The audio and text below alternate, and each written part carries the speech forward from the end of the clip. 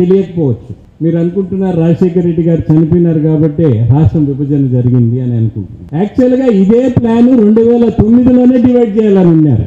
రాజశేఖర రెడ్డి గారు ఉండగానే ఆయన తీవ్రంగా వ్యతిరేకం చేసి రాజీనామా చేస్తానని గందరగోళం చేసి ఇదంతా మాకు తెలియదు.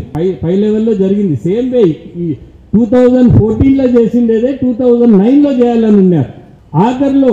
ఆఖరి రోజు అసెంబ్లీ జరుగుతూ ఉంది.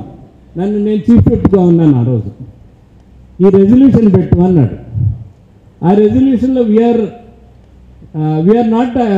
For the state of Telangana అని రాసింది. నేను చదివాను.